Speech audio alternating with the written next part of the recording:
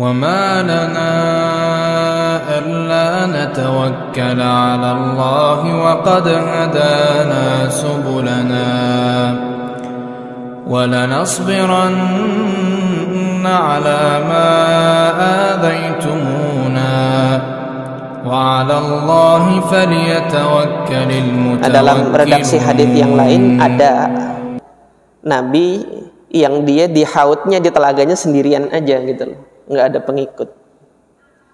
Hal ini menunjukkan apa? Ini sudah pernah saya sampaikan bahwasanya patokan kesuksesan dakwah itu bukan banyak sedikitnya jamaah yang ikut. Lah ini ada Nabi, Allah takdirkan nggak ada jamaahnya, Allah takdirkan nggak ada pengikutnya. Tetapi apakah berhenti dari menyampaikan risalah dakwah? Enggak. Nah, patokan keberhasilan dakwah atau tidak berhasilnya dakwah itu Allah yang nilai. Allah yang nilai, bukan manusia yang nilai. Kalau melihat ada sudah banyak yang enggak. Bahkan kalau sudah banyak pengikut, kemarin sudah saya sampaikan apa pesan dari ajaran Allah dalam surah An-Nasr, "Idza jaa nasrullahi wal fath wa ra'aitan nasa yadkhuluna fi dinillahi afwaja fasabbih bihamdi rabbika wastaghfir." Ini saya sampaikan kemarin mungkin di Mushola Ikan Mas, jadi mungkin antum tidak hadir ya pada saat itu. Ada 3 tanda dan ada 3 perintah. 3 tanda dalam surah An-Nasr ini. Yang pertama, kalau datang apa? Pertolongan dari Allah, idza jaa nasrullah. Yang kedua, sudah datang al-fathu, sudah datang kemenangan. Yang ketiga, wa ra'aitan nasa yadkhuluna fi dinillahi afwaja. Kamu melihat orang-orang sudah berbondong-bondong masuk Islam. Artinya sudah menerima dakwah Nabi Muhammad SAW, nggak ada penolakan lagi terhadap dakwah Nabi Muhammad SAW. Apa perintah Allah? Fasabbih, ucapkan tasbih, sucikan nama Allah. Ini kalau disandingkan dengan dengan tanda yang pertama, pertolongan Allah, artinya ketika pertolongan Allah datang, perintahnya Allah itu adalah tasbih, sucikan nama Allah. Kemudian apabila kemenangan itu datang, wa bihamdika, tahmid, alhamdulillah kalau kemenangan datang. Yang ketiga, ketika sudah lihat orang-orang berbondong-bondong datang menerima dakwah, disuruh apa? Wastaghfir, malah disuruh istighfar. Maka yang punya pondok pesantren, kalau sudah banyak santrinya, banyak-banyak istighfar. Yang punya pengajian, muridnya udah banyak-banyak istighfar. Nah, kalau saya, yang nyantri sama saya baru 2 orang, ya alhamdulillah. Masih alhamdulillah itu masih alhamdulillah. Nanti ketika sudah banyak yang belajar hadis sama saya, baru saya jangan ditunda istighfarnya, perbanyak istighfarnya. Kalau istighfar tetap dari sekarang. Tapi nanti ketika sudah banyak, itu justru diperbanyak lagi istighfar. Kenapa? Kenapa demikian? Surah An-Nasr itu adalah tanda bahwasanya ajalnya Rasulullah SAW sudah dekat.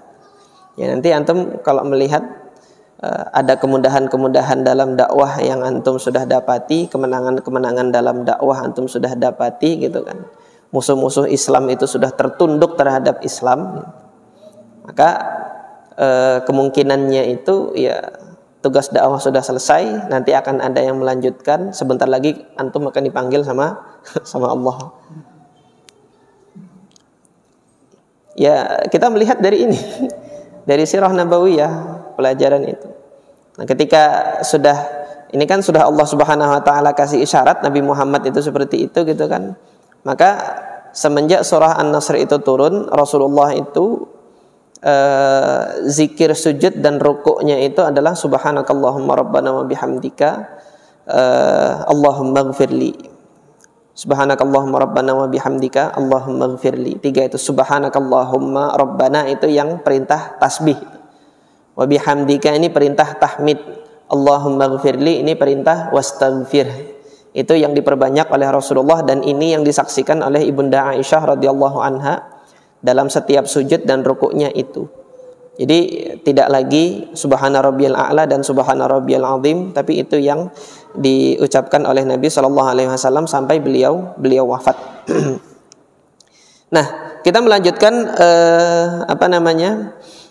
riwayatnya Imam Muslim tadi tentang haudnya Rasulullah SAW. Para sahabat kemudian bertanya, qalu ya Rasulullah, ata'rifuna yauma idzin? Apakah engkau pada saat itu mengetahui kami? Kalau kami yang hadir dengan Rasulullah kan kenal gitu kan, ketemu. Lah kita yang nggak pernah ketemu sama Rasulullah, ini kan umatnya Rasulullah juga. Nah, Rasulullah tahu dari mana kalau antum ini umatnya Rasulullah, nggak pernah bersua, nggak pernah ini. Tapi tiap hari kan mempelajari sunnahnya Nabi gitu kan, berupaya untuk menegakkan sunnahnya Nabi. Nah, dari mana Rasulullah tahu ketika ditanya oleh sebagian sahabat? Qala na'am, iya, saya mengetahui kalian. Lakum sima laisat li ahadin minal umam. Kalian itu punya tanda-tanda yang mana umat-umat yang lain itu enggak punya tanda ini. Apa? Tariduna alayya ghurran muhajjalin. Kalian akan datang kepadaku pada saat itu dalam keadaan ghur, wajahnya bercahaya, muhajjalin, dan anggota geraknya itu juga bercahaya, kedua tangan dan kedua kaki itu bercahaya. Oleh sebab apa? Min atharil wudu, karena sebab jejak yang ditinggalkan oleh air wudu kalian itu pada saat kalian berwudu di masa kalian hidup. Nah, dalam redaksi ini ada tambahannya, famanistata'a minkum an yutila ghurratahu falyaf'al. Barang siapa yang mampu untuk memanjangkan ghurrahnya, artinya kan akan semakin dikenal nanti oleh Nabi. Kalau nanti cahaya ghurnya itu redup nyala gitu, ini ya atau bukan ini? Tapi ketika cahaya ghur dengan cahaya tahjilnya itu terang benderang dan jangkauannya itu panjang, lakukan itu kata Nabi kalau mampu memanjangkan cahayanya itu. Nah, bagaimana cara memanjangkan cahayanya di sini khilaf di tengah-tengah para ulama. Abu Hurairah yang meriwayatkan hadis ini berijtihad. Cara memanjangkannya itu adalah membasuh bagian yang lebih dari batasan yang diwajibkan oleh syariat. Untuk wajah, batasan wajah itu kan sampai dengan tumbuh rambut ini bagian atas, dan sampai batas telinga ini di samping, dan kemudian dagu ini di bawah. Ini batasan wajah. Dari mana kita ambil? Kita ambil batasan wajah tersebut adalah apa? Karena tempat tumbuh rambut itu sudah kepala. Kalau kepala, perintahnya dalam ayat wudu diusap. Telinga, ketika kita membahas hadis Abdullah ibn Amr ibn al-As kemarin, telinga itu diusap bersama dengan kepala. Jika demikian, telinga ini adalah bagian kepala, ya kan? Telinga ini dia adalah bagian kepala, maka batasan telinga dengan wajah inilah yang menjadi batasan wajah. Kemudian yang di bawah ini dagu, tempat tumbuhnya janggut. Janggut itu sunnahnya di sela-sela, ya mungkin kemarin sudah dibaca hadisnya dengan Ustadz Zaidan ya insyaallah, bahwasanya janggut itu di sela-sela. Ini menunjukkan bahwasanya janggut ini bukan bagian yang dibasuh di wajah, maka batasannya sampai tempat tumbuh janggut ini ya. Nah, yang dilakukan oleh Abu Hurairah radhiyallahu taala anhu bukan membasuh bagian yang lebih dari wajah, tetapi yang beliau lakukan itu untuk tangannya. Hal ini disampaikan dalam riwayat Imam Muslim. Yang menyaksikan ini adalah muridnya Abu Hurairah, namanya Nu'aim ibn Abdullah al-Mujmir. Nu'aim ibn Abdullah al-Mujmir ini bermulazamah belajar sama Abu Hurairah radhiyallahu an itu 20 tahun lamanya. Jadi mulazamahnya Nu'aim ibn Abdullah al-Mujmir itu 20 tahun. Nu'aim ibn Abdullah al-Mujmir ini yang meriwayatkan hadis Abu Hurairah itu mengeraskan bacaan basmalahnya di dalam di dalam salat. Dari hadis Nu'aim al-Mujmir itu. Beliau seorang tabi'in. Nah, Nu'aim al-Mujmir apa yang beliau saksikan? Annahu ra'a Abu Hurairah yatawaddau. Beliau melihat Abu Hurairah itu pada saat berwudu, faghasala wajhahu wa yadayhi. Beliau membasuh wajahnya dan kemudian membasuh kedua tangannya, hatta kada yablughu al-mankibaini. Yang dibasuh pada saat membasuh tangan, basuhannya itu sampai hampir menyentuh bahunya, gitu loh. Dibasuhnya panjang, melebihi apa? Melebihi sikunya yang dibasuh oleh Abu Hurairah. Tsumma ghassala rijlaihi, kemudian beliau membasuh kedua kakinya, hatta rafa'a ila saqaini, sampai membasuh betisnya. Betis itu yang di bawah lutut, itu dibasuh semua sama Abu Hurairah. Tsumma qala, kenapa kok beliau melakukan itu? Barulah Abu Hurairah menyampaikan hadis ini. Artinya menurut Abu Hurairah, cara untuk memanjangkan cahaya ghur itu adalah membasuh bagian yang lebih dari batasan yang telah diwajibkan oleh syariat. Nah, ketika syariat itu mengatakan tangan, tapi syariat membatasi yang wajibnya sampai siku, maka melebihkan basuhannya untuk tangan yang lainnya melebihi siku, itu adalah bagian yang mustahab atau dianjurkan menurut Abu Hurairah. Dan pendapat ini yang dipegang oleh ulama Syafi'iyah. Hanya saja yang jadi masalah gimana manjangin wajah itu loh. Karena wajah yang diwajibkan oleh syariat adalah batasan maksimal wajah. Sementara tangan itu kan nggak semua diperintahkan oleh syariat. Yang diperintahkan oleh syariat wajibnya sampai siku. Maka masih ada kelebihan yang bisa dibasuh untuk memanjangkan cahaya ghur tadi. Kaki juga begitu. Ada apa namanya itu? Ada kelebihan dari batasan yang diwajibkan oleh syariat untuk kaki. Tapi kalau wajah udah semuanya sudah wajib dibasuh. Ini mau dilebihkan di mana untuk wajah ini? Nah, di dalam redaksinya Imam Muslim, Abu Hurairah tidak mencontohkan untuk bagaimana memanjangkan cahaya wajah itu kan. Tetapi yang beliau contohkan berdasarkan ijtihad dan pemahaman beliau terhadap hadis ini, itu yang dilebihkan tangan dengan kaki saja, wajah tidak. Maka para ulama Syafi'iyah, sini para ulama Syafi'iyah berijtihad untuk wajah yang dilebihkan untuk dibasuh itu sampai nanti ke tempat tumbuhnya rambut, dan beberapa beberapa bagian di belakang wajah itu ikut untuk dibasuh gitu kan, pada saat membasuh wajah di tempat tumbuh rambut sampai beberapa bagian di belakang wajah termasuk leher bagian atas ini yang diucapkan oleh Al-Imam An-Nawawi rahimahullah. Jadi untuk wajah demikian caranya dalam mazhab Al-Imam Asy-Syafi'i. Namun apakah yang demikian ini disepakati oleh para ulama? Tidak. Mazhab Al-Imam Malik itu tidak mengambil cara yang seperti ini. Tapi cara yang dilakukan untuk memanjangkan cahaya ghur dengan cahaya tahjil itu apa? Yang dimaksud adalah menjaga wudu. Jadi menjaga wudu dan kemudian berwudu untuk perkara-perkara yang Allah Subhanahu wa taala ridhoi, bukan hanya untuk perkara-perkara yang diwajibkan thaharah di situ. Nah, ini yang akan semakin memanjangkan cahaya wudu itu. Jadi tidak hanya terbatas untuk sholat saja, kan yang diwajibkan untuk kita dalam keadaan suci itu kan sholat. Nah, selain sholat itu ada khilaf, baca Quran itu gimana? Nah, baca Quran ada khilaf. Maka untuk memanjangkan cahaya ghur muhajjalnya, maka seseorang yang baca Quran dalam keadaan suci, menuntut ilmu seperti ini, maka upayakan dalam keadaan suci.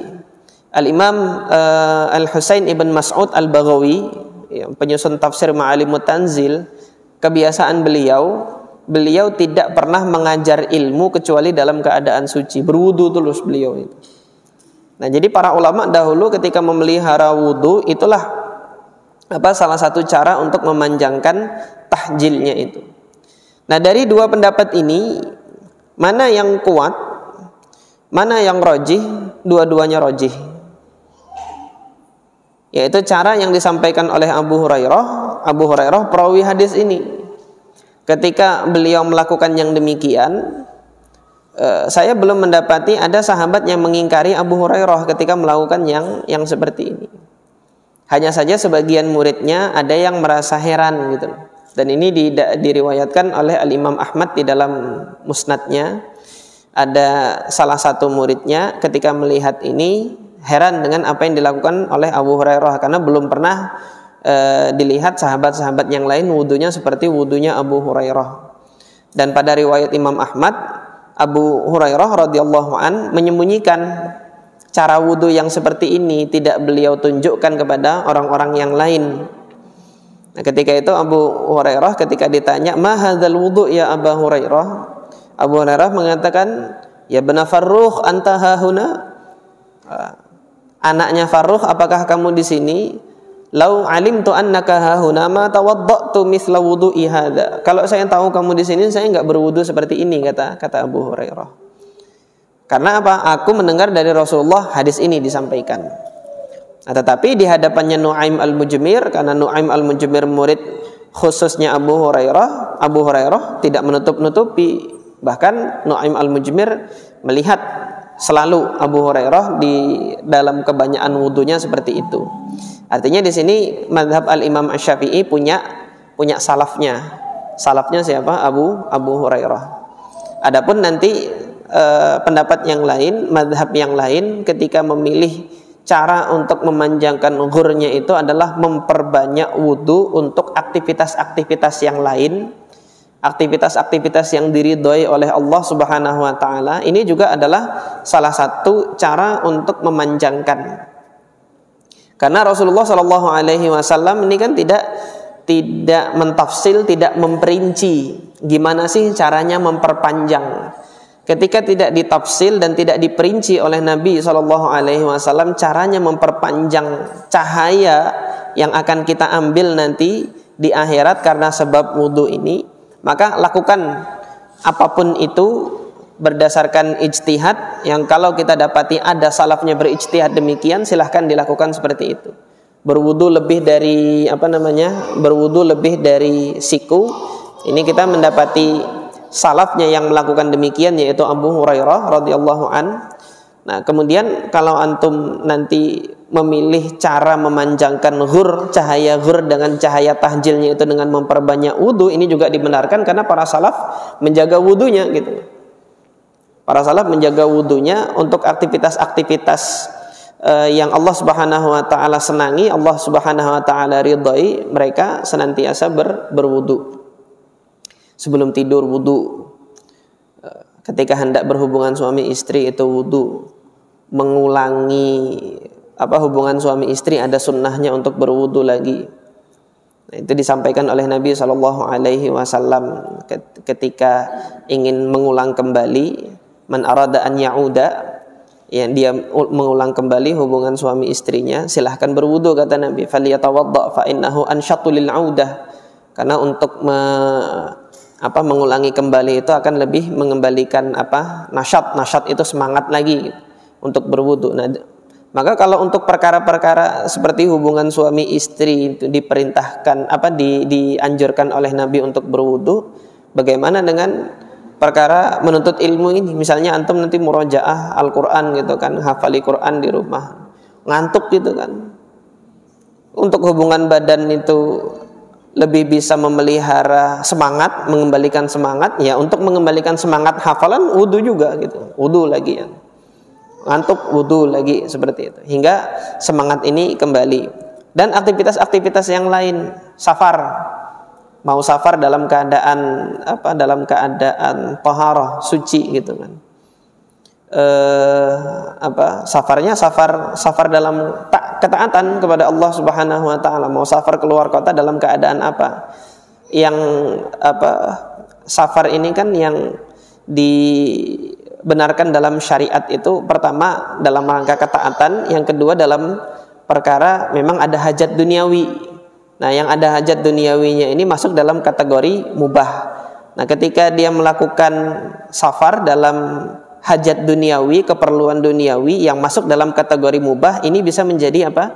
Bisa menjadi nilai ibadah kalau diantaranya sebelumnya dia berwudu terlebih dahulu, kemudian sebelum safar itu kita mengucapkan doa yang diajarkan oleh Nabi SAW. Allahu Akbar, Allahu Akbar, Allahu Akbar, Subhanalladzi sakhkhara lana hadza wa ma kunna lahu muqrinin wa inna ila rabbina lamunqalibun. Kemudian mengucapkan apa? Allahumma inna nas'aluka fi safarina hadza albirra wat taqwa. Ya Rabb, kami minta di dalam safar kami ini anugerah agar kami dapat ketakwaan. Artinya di dalam safar tetap bertakwa kepada Allah Subhanahu wa taala. Sambil safar bukannya dengerin musik-musik yang berbau kefasikan, tetapi sambil safar nanti mendengar murojaah murotal gitu. Kalau misalnya nanti naik mobil gitu. Tapi yang susah kalau naik bis gitu kan, minta sama supir bisnya disetelkan murotal, itu dia punya enggak sih? Kalau ada supir bisnya kayak gitu. Nah, ketika nanti di bis atau di kereta yang seperti itu, kalau kita mendapati musik-musik yang enggak jelas seperti itu, maka yang bisa kita lakukan ya istighfar. Nah, ini ketakwaan kepada Allah Subhanahu wa taala, memperbanyak ketakwaan. Nah, artinya di sini segala aktivitas yang kita harapkan kita mendapatkan keridhaan dari Allah Subhanahu wa taala, usahakan dalam keadaan suci. Usahakan dalam keadaan kita sedang tidak berhadas. Jadi memperbanyak wudu seperti itu dengan harapan kita nanti mendapatkan keutamaan di hari akhir nanti, cahaya ghur muhajjalnya ini dikenali oleh Nabi SAW. Ini punya cahaya ghur muhajjal, berarti ini umatku, maka dipermudah nanti untuk meminum air di telaganya itu. Ditunggu oleh Nabi SAW di telaganya Nabi SAW. Nah, ini yang berkenaan dengan hadis yang ke-12. Ada sisa waktu enggak? Masih ada 6 menit ya. Ada yang ditanyakan? Fadhal.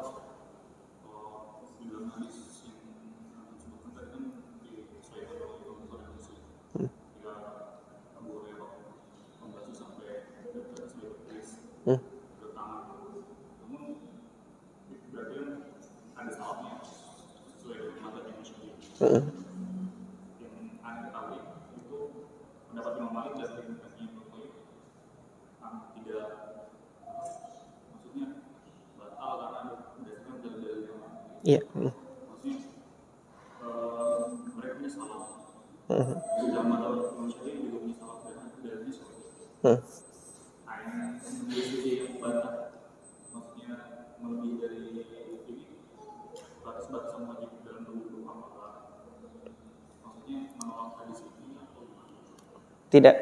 Jadi yang ditanyakan kan dalam mazhab yang lain seperti tadi mazhab Imam Malik, dan kemudian yang dirajihkan oleh Syekhul Islam Ibn Taimiyah, cara yang seperti ini itu tidak benar. Apakah ketika mereka mengatakan cara yang seperti ini tidak benar, cara yang digunakan oleh mazhab Syafi'i itu tidak benar? Karena berdasarkan dengan hadis yang lain, diantaranya adalah faman zada ala hadza aw naqas faqad asa Abul Qasim, yang berwudu yang dia lebih dari ini gitu kan. Nah, redaksi au naqas ini redaksi lemah, au naqas ini kan redaksi yang kurang. Jadi hadis yang menyatakan faman zada ala hadza faqad asa Abul Qasim, barang siapa yang lebih dari ini kadarnya, maka dia telah bermaksiat kepada Abul Qasim, yaitu kepada Nabi SAW. Ini dalam hal jumlah jumlah basuhan. Nah, jumlah basuhan yang disampaikan oleh Nabi SAW maksimal itu 3. Kalau nanti ketika seseorang itu membasuhnya itu 4 kali, 5 kali, ini yang masuk dalam kemaksiatan. Nah, ini jawaban bagi salafnya, yaitu tadi Imam Malik. Ini ijtihadnya Imam Malik demikian. Nah, mazhab Malikiyah yang kemudian dikutip oleh Al-Imam An-Nawawi, dan Imam An-Nawawi menjawabnya gitu kan, kritikan mazhab Malikiyah terhadap caranya Abu Hurairah ini. Jawabannya Al-Imam An-Nawawi salah satunya adalah itu. Nah, jadi ketika mazhab Imam Malik ataupun nanti yang dirajihkan oleh Ibnu Taimiyah itu tidak membenarkan cara yang seperti ini, mereka tidak tidak menafikan sunnah ini, enggak gitu loh. Kenapa kok tidak menafikan sunnah? Sunnahnya ini apa yang disampaikan oleh Nabi? Yang disampaikan oleh Nabi, kalian punya cahaya gara-gara wudhu kalian. Barang siapa yang mampu memanjangkan cahayanya, lakukan. Nabi stop sampai sini, nggak ngasih tahu caranya, gitu loh. Datang Abu Hurairah berijtihad, caranya begini. Ketika Abu Hurairah berijtihad, di masa sahabat tidak ada yang mengingkari. Yang mengingkari baru setelah itu di zamannya Imam Malik ini kan, cara berwudu yang seperti itu. Nah, ketika di masa sahabat belum ada yang mengingkari cara wudunya Abu Hurairah, dan ini yang dipilih oleh mazhab Al-Imam Asy-Syafi'i, maka diketahui yang ada menjadi saling kritik satu sama lain ini dalam tataran ijtihad masing-masing tentang bagaimana cara memanjangkan cahaya. Abu Hurairah punya ijtihad cara memanjangkan cahayanya begitu, sementara Malikiyah punya ijtihad cara memanjangkan cahayanya adalah dengan memperbanyak wudu untuk aktivitas-aktivitas yang diridhoi oleh Allah, dan kemudian menyempurnakan wudu dengan melakukan sunnah-sunnah yang lain gitu. Nah, ini yang dipegang oleh mazhab Malikiyah seperti itu. Artinya keduanya tidak menolak hadis, tetapi yang ditolak adalah ijtihad salah satu dari ijtihadnya para salaf itu, pemahaman sebagian salaf terhadap hadis ini untuk cara memanjangkan cahayanya itu. Itu saja yang terjadi di antara para ulama untuk perkara yang ini. Adapun sunnahnya enggak. Makanya kalau kita lihat perbedaan yang terjadi di tengah-tengah para ulama itu, ada kesan ini ulama ini tidak menggunakan hadis ini. Tidak. Kalau misalnya ada ulama yang terkesan tidak menggunakan hadis ini, beliau bukannya tidak menggunakan hadis, tetapi memaknai hadis dengan takwil gitu. Mentakwilkan hadis ini bahwasanya maksud dari hadis ini bukan sebagaimana yang disangkakan oleh mazhab yang sana, tetapi tetap menerima hadis ini dengan maksud hadis ini dan mengamalkan hadis tersebut dengan pemaknaan takwilnya, seperti hadis hadis tentang Rasulullah iftatahas shalah bilhamdulillahi rabbil alamin. Rasulullah memulai salatnya dengan alhamdulillahi rabbil alamin. Apakah Imam Syafi'i itu menolak hadis ini? Enggak. Nah, mazhab Imam Abu Hanifah dan para fuqaha di Irak itu kan berpendapat bahwasanya hadis iftataha Rasulullah sallallahu alaihi wasallam as-shalah bilhamdulillahi rabbil alamin, ini hadisnya muttafaqun alaih. Para ulama Irak mengatakan bahwasanya hadis ini adalah larangan untuk menyuarakan bismillah di dalam salat. Ini yang dimaknai oleh siapa? Para fuqaha Irak. Makanya di Irak tidak terdengar bismillah itu dikeraskan. Sementara di Mekah bismillah dikeraskan.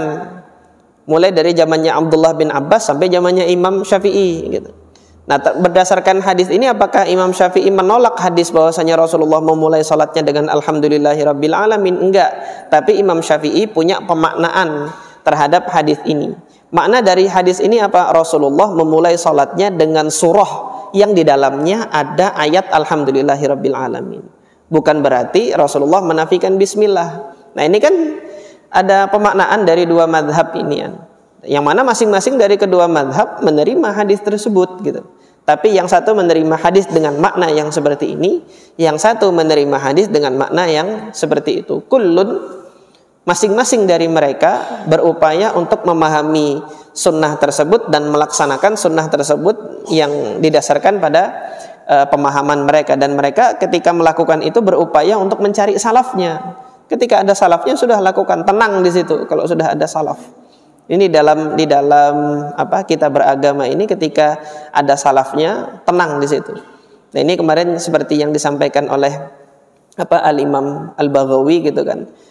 Ketika para sahabat itu ada khilaf tentang pemaknaan dan pemahaman suatu sunnah, suatu hadis, di situ Imam Aun ibn Abdillah senang karena ketika salah satu dari seorang muslim nanti memilih untuk pemahaman salaf yang ini dan tidak mengambil pemahaman salaf yang lain, maka mereka masih tetap dalam koridor sunnah, belum keluar dari koridor sunnah kayak gitu.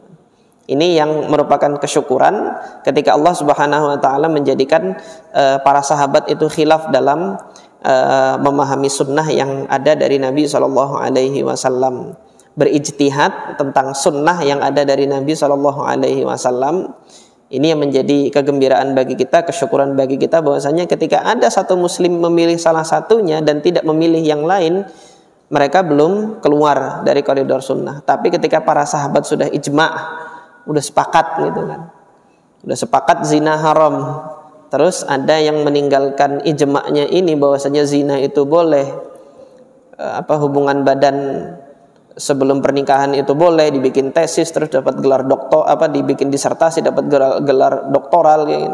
Banyak orang nanti berpegang dengan disertasinya itu untuk menghalalkan hubungan badan tanpa nikah yang seperti itu. Ini akan jadi jariyatus su', akan jadi warisan yang jelek gitu loh bagi orang-orang awam yang jauh dari tuntunan sunnah seperti ini. Padahal para sahabat dahulu sudah ijma', bersepakat untuk perkara yang seperti ini. Ketika menyelisihi ijma' mereka, maka tarokas sunnah, dianggap seseorang itu telah meninggalkan sunnah ajaran Nabi Shallallahu Alaihi Wasallam. Mungkin sampai di sini, alhamdulillah waktunya tepat. Insyaallah nanti akan kita lanjutkan di pertemuan selanjutnya pembahasan mengenai sunnah memulai wudhu itu dengan membasuh bagian kanan bagi anggota-anggota tubuh yang memang ada kanan dan kiri. Jadi memulainya dari kanan terlebih dahulu. Ini saja yang dapat saya sampaikan. Subhanakallahumma rabbana wa bihamdika asyhadu an la ilaha illa anta astaghfiruka wa atubu ilaik. Assalamualaikum warahmatullahi wabarakatuh.